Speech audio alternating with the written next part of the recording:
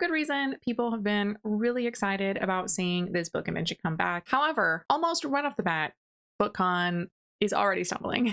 Let's talk about it.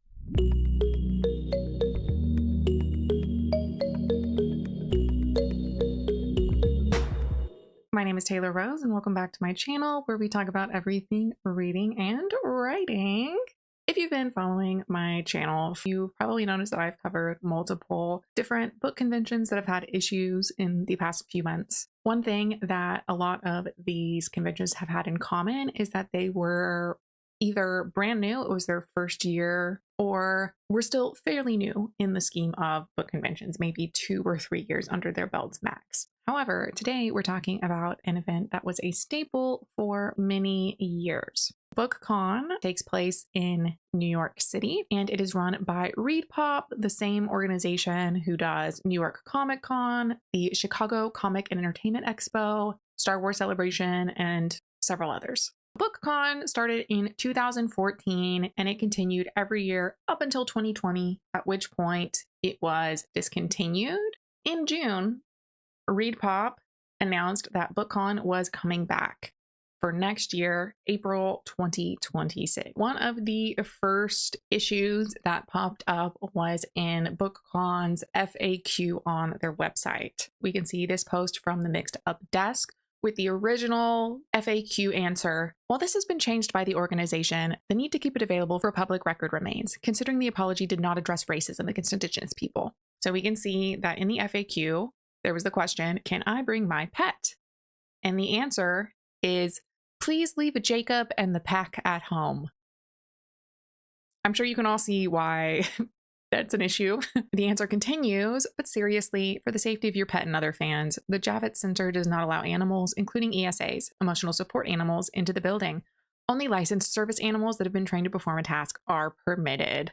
You might be wondering why BookCon is mentioning a book series that is over 2 decades old. Twilight's 20-year anniversary is this year. Bookish Cats and Coffee says, ugh, someone really thought they were doing something. The only good thing to come from the franchise are all the fans who band together and donate to the Move to Higher Ground fundraiser every year, since the tribe was never compensated for their culture being used. If you are not familiar with Twilight, it was a really popular book series 20 years ago. It's still very popular, but it is about a girl who moves to a small Pacific Northwest town where she meets vampires and werewolves. There's a love triangle. She ends up with the vampire Edward.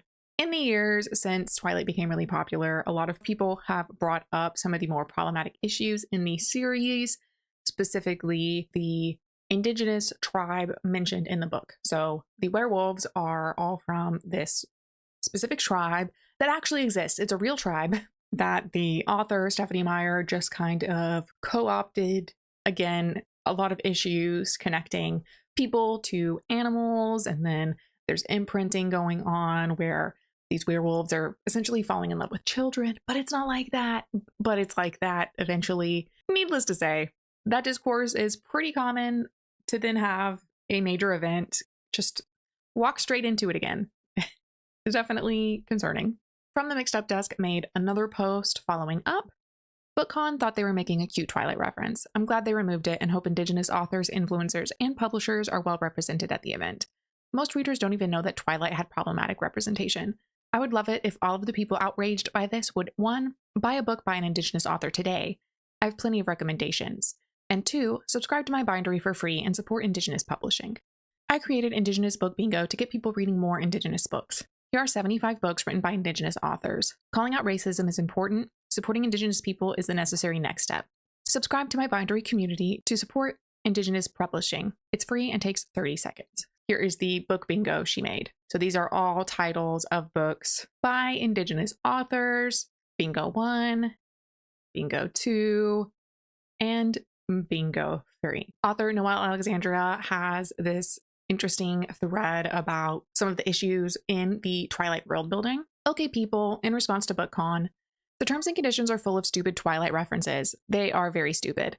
And the probable reason they didn't use an animal character from another book is that it's Twilight's 20th anniversary. It turns out there are some celebrations going on. They probably thought that fans would like the references, though why a racist pro-abuse book has fans, IDK. And yes, this book has some major issues, and Meyer is very, very racist.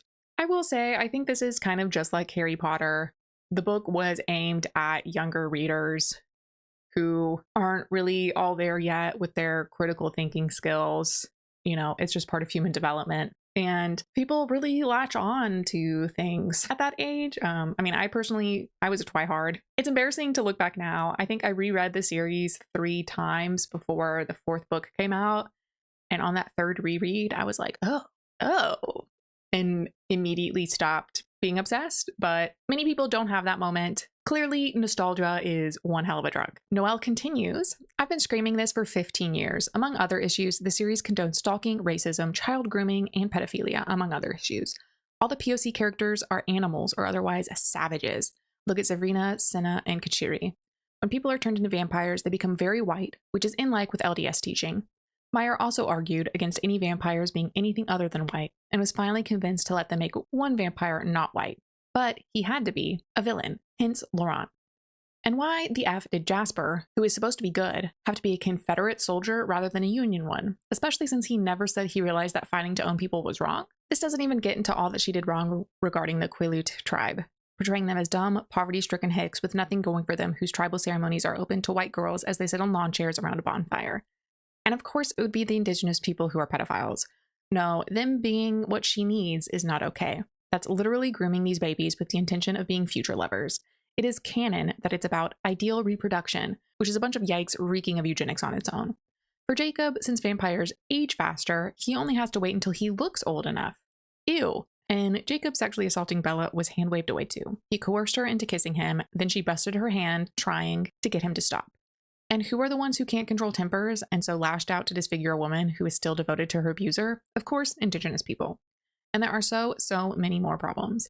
I get that some people were just glad teens were reading, though it's alarming seeing how many adult women have come out admitting that they ended up with dangerous views on love thanks to these books being sold as romance, and adults around them praising and reinforcing it as such.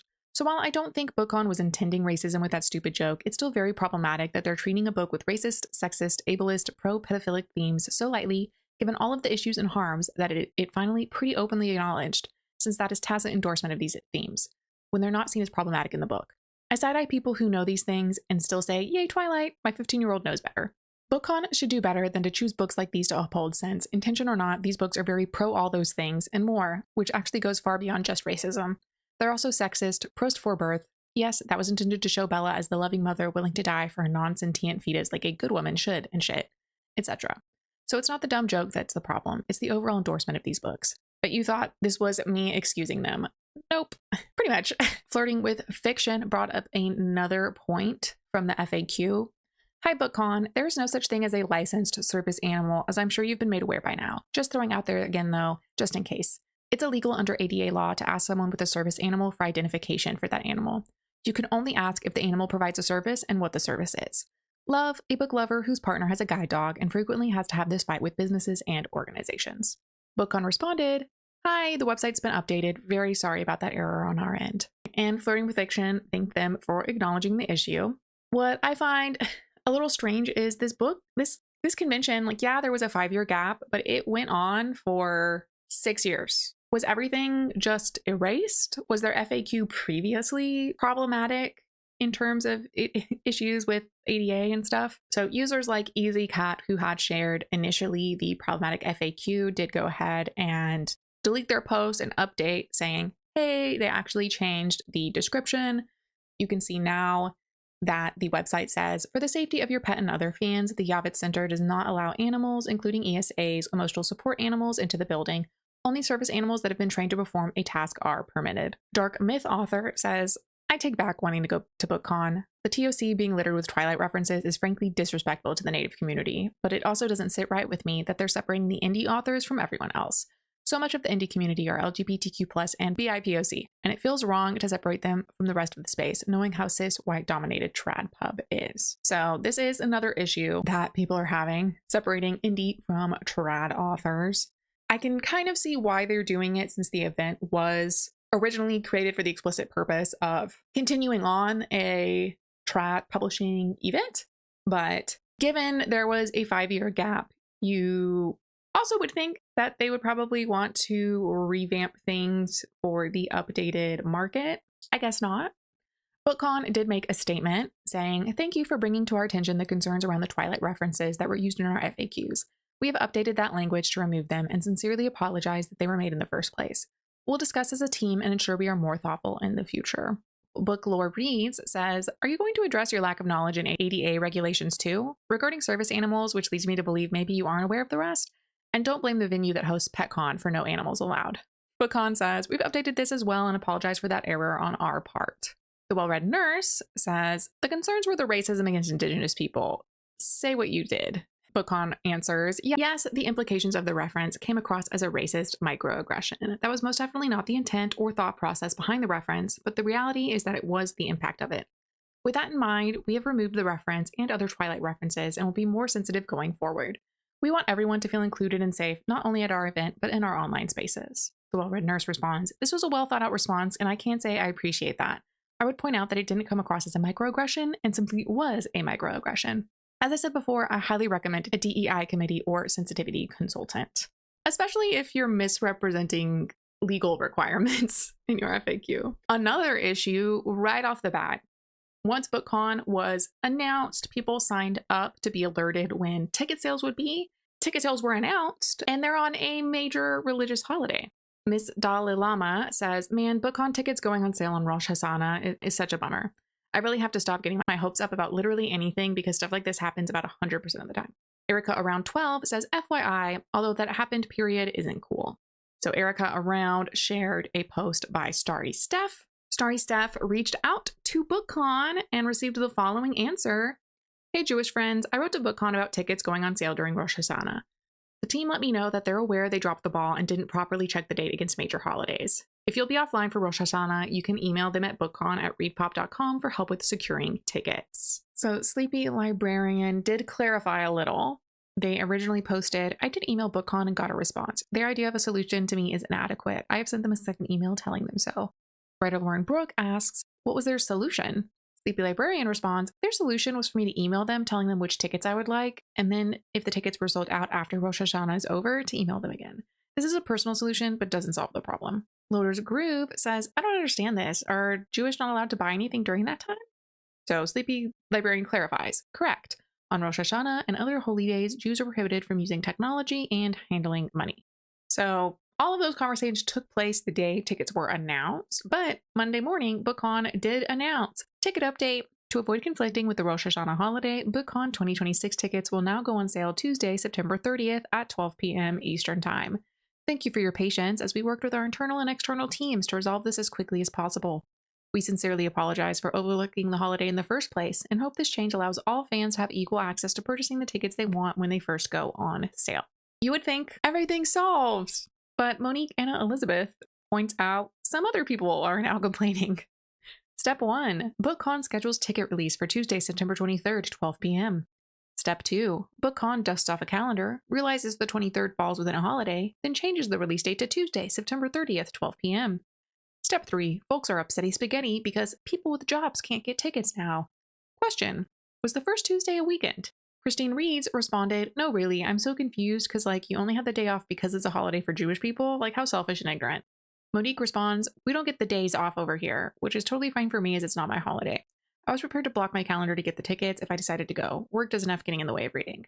I've never heard of it being given as a holiday. Maybe I've just had bad jobs. Blonde Wayfarer asks, "I'm really confused by this whole thing. Do BookCon tickets really sell out that fast? Do you really need to jump tickets right at noon on the 30th? People are acting like these are Eras tickets. I'm just buying mine at work. Haha." Unique Reads responded, 100% they will. Tickets are a big thing back when we had the con every year. I can imagine what it'll be like being their first year back. The Shadow Booker says, "It was a non-working holiday for many, but a holiday that wouldn't exist without the Jewish people who were being affected by that date so they can cry and deal." I will say, and again, this is just my experience, I've only ever heard people talk about working holidays when I was living in Japan. So my gut would say maybe this person is an American. At the very least, it's not a federal holiday. It's pretty obvious that the federal holidays in the United States definitely skew very much towards patriotism and Christianity. Christine Reeds made this post kind of chewing BookCon out. People are acting like BookCon is some no-name debut convention thought up on a whim when it's a long-established con that previously paired with New York Comic Con.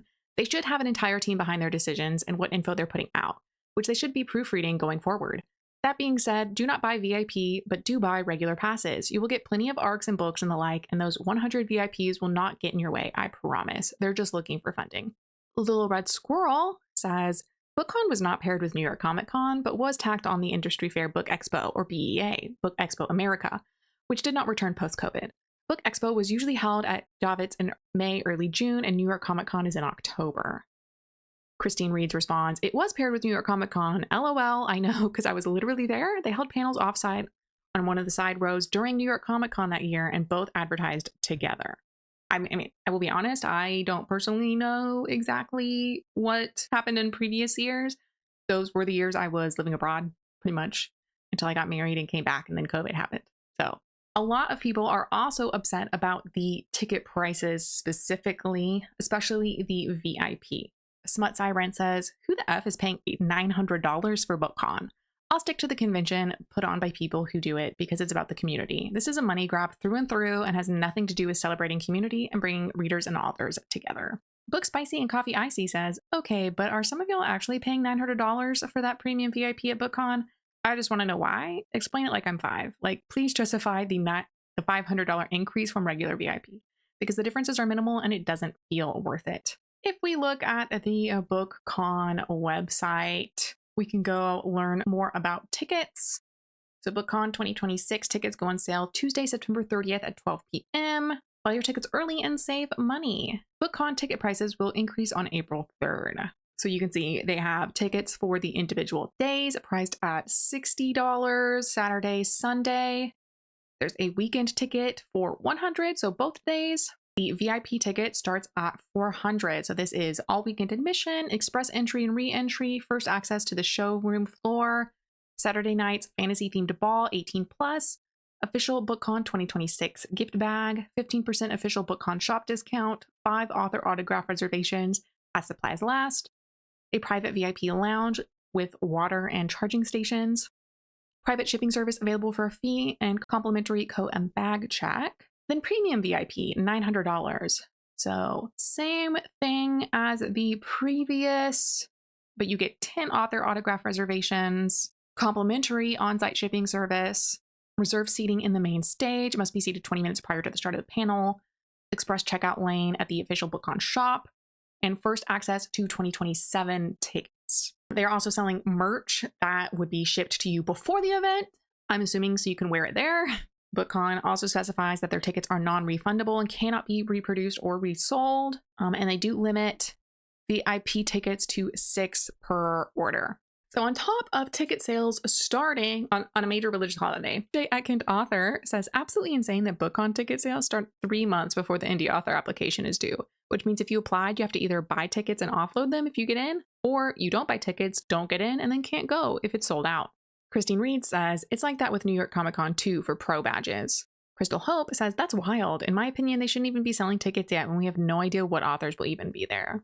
MJ responded, the real answer is that this started as a trad show, and this will likely, essentially, heavily focus big trad publishing houses, and other people have issue when the event was even scheduled at all. Lover of Libros says, I'm confused why people think it's shady that BookCon is the same time as LA Times Book Festival because not everyone can easily travel to California or would want to. They're on 2 different coasts. It would be shady if it was in the same state or on the same coast. Jasmine Picks says, it's about authors who might get invited to both. Also because BookCon was always over a month later, so it seems weird they scheduled themselves for that same weekend. Lover of Libros responds, that's a valid critique. I didn't see anyone say author specifically until I posted this, so I appreciate that perspective. Hopefully each author is able to make the right choice for themselves, and hopefully it's taken into consideration in the future if they're going back for good. Sam Reed's story brings up her concerns about there not being special tickets for professionals. So am I missing something, or is there really no professional pass for librarians / publishing folks / other professionals for BookCon? Because that's a huge oversight that I'm not seeing on their website. I generally don't think they're having one. I think that's really something considering BookCon was started as an industry event. What the F? No professional passes, no press passes, $600 VIP for a 2-day con, tickets dropping on Rosh Hashanah. What are we doing here? ReadPop is way too large an experience to be messing up this much. I agree. It is weird. To All the Nerdy Girls says, BookCon started out as the consumer-driven days for an industry event. Seems clear their focus in bringing the event back is for consumers and not trade professionals. Sam answers, BookCon was a spinoff of Book Expo, so why wouldn't you include librarians and other industry professionals at this event? Whimsical Fiction said, on top of everything else going on with BookCon, the fact that the event started as Book Expo and was originally an opportunity for librarians and booksellers to do professional development, yet now they aren't doing pro passes for librarians and educators, honestly feels like a slap in the face. Especially when the pay disparity in the profession has not only gotten worse, and librarians are fighting tooth and nail against the current administration to ensure information and books remain accessible to all. ReadPop has been price gouging VIP tickets to their events for years, but at least give professionals the opportunity to apply for discounted passes at New York Comic Con, which helps offset the cost for librarians and educators who are underpaid and overworked. For reference, I paid $150 for my discounted 4-day pro pass, which also includes an extra day, Wednesday, for professional development. That's roughly $30 a day. Floating with Fiction says, it seems like capitalism at its finest to me, and at this point, gatekeeping of the community. People with money and or influence can attend and be welcomed with open arms. The rest of us should be grateful to fight for our basic tickets. It just really rubs me the wrong way when the book community is supposed to be so inclusive and accessible to all. And librarians and booksellers are the people who purchase books, so it would make sense to bend over backward for them. I will kind of say, I see this argument a lot defending book piracy, that reading what you want is somehow an inalienable human right when being taught to read, having access to books in general. Arguably, yes, I totally agree. There should be public libraries available to everyone. Every country should strive to provide education for all of its citizens. But to be upset that you can't read the latest publication, the latest book releases for entertainment, I think is kind of a stretch. While I do agree with the librarian part, and I do agree that $900 VIP tickets definitely seems like price gouging, I don't think that selling access to an entertainment event is inherently problematic. That might be the capitalism talking through me, but you can still get books through your library by requesting them. Whimsical Fiction responds, I can recognize I romanticized BookCon based on what my colleagues have said about going in the past, but it's just wild to me not to offer pro passes when they were still doing so the year they were canceled by COVID.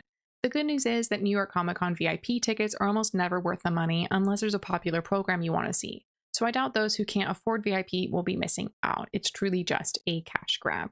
Sam Reed Stories says, for real, I was complaining about this and people are acting like I'm crazy for wanting there to be some kind of professional pass. Like there should be something for authors and librarians and teachers just like there is for Comic-Con and every other big convention. It's like people say librarians have their own conventions. Do you mean our conferences, which we pay hundreds of dollars for just membership? I will say that if this event was specifically geared towards consumers, I can see why they don't do that. But I also don't see how Comic-Con would be any different. So if their other events are able to do it, why not this one? Dr. Joel Shulkin posted, so I signed up to receive notifications for when BookCon starts, sending out invitations to authors. And yesterday I received an email inviting me to buy tickets. Isn't that kind of strange, selling tickets before announcing the authors in attendance? Have any authors even been invited yet? I would think a reader would want to know if any authors they read, or even in genres they read, or even if genres they read are going to be there before shelling out $100 or $400 to $900 for VIP. Tyrannical Terrier says, I feel your pain. Despite not being able to see the lineup, I bought tickets to Halsey because a Mexican rock band I like was on tour with her. 2 weeks later, they released the lineup and the band I like has left the tour and are going overseas. Oh, that's terrible. Christine Reeves says, it's actually standard for major conventions such as SDCC, NYCC, and BookCon in previous years, but BookCon has stated they will release a list of who's booked so far before the sale date. Fingers crossed. Dr. Joel Shulkin says, I'm used to genre conventions like Thriller Fest and BoucherCon, at least listing the headliners before opening ticket sales. But BookCon already has all their tickets listed for sale with zero information about authors or even any show info, which I found odd. This is something I thought was weird with RomanceCon. I kept looking at their website for any updates and they still hadn't posted their program. I think the last time I looked was a week before the event. I understand that things are constantly in motion, but to give your attendees like zero idea of what sort of panels and stuff they could be looking forward to seems a little weird to me. Christine Reeds says, you can look at past attending authors to get an idea, but it was 5 years ago. This is not genre specific at all. I've gotten books across all genres and types: indie, transitional, printed that day, adult, mystery, horror, YA, romance, you name it. MJ Atkind author made another post. BookCon discourse is growing, and I'm not surprised. BookCon is being held by the same giant corporation that holds Comic-Con, and it's a spin-off from an industry publishing event. While the inclusion of the Indie Alley is a nice touch, this event is ultimately meant to prioritize large publishers. Unlike nonprofit book festivals and boutique that often do try to prioritize diversity, some more successfully than others, I very much expect that BookCon is more likely to uphold all the systemic issues of publishing versus work to combat them. All to say, I kind of suspect that BookCon will look a lot like the book section at Target. Comic-Con is more about supporting large, well-known brands versus diversifying their lineup. This shouldn't be acceptable. I'm hopeful that BookCon understands why diversity is an essential part of the book world, but I continue to be skeptical that this event will be able to do this. Chris's Bookshelf says, can someone explain why everyone thinks they need the super overpriced VIP tickets to BookCon? What's wrong with the normal $100 weekend pass? That seems like a reasonable price to me and includes basically everything. If someone wants to pay so much extra to be a VIP, does that ruin your experience as a normal guest? From the Mixed Up Desk says, yes, it ruins my day. I hate rich people with the passion of 1,000 suns. The Word Nerd says, I think the biggest legitimate reason to be pissed that I've seen is that they're charging $900 for several things that should just be available as reasonable ADA accommodations. Chris's Bookshelf says, are they not doing any ADA accommodations then? That would be pretty bad. The Word Nerd responds, I know people that have asked specifically about accommodations similar to what VIP 2 is offering and got a non-answer prior to ticket prices being released. Carissa says, that sounds more problematic. Thanks for answering my question. I didn't know about the ADA issues. Which makes me wonder how they dealt with that previously. I know some events will give like wristbands to people, kind of like Disney World or something, or they'll have like specific marked off areas. But again, it's just strange that such a major event with history and such a big name behind them hasn't thought about any of this. Tickets aren't even on sale yet, and they've already managed to offend, I think, 4 different groups of people. There's the bad Indigenous representation, the seeming incompetence towards ADA accommodations, librarians, and then everyone who observes Rosh Hashanah. I guess the plus side is, since this event isn't taking place until April, they do have some time to work out a lot of these issues. Fingers crossed. Well, that is all I have for you today. I will see you next time.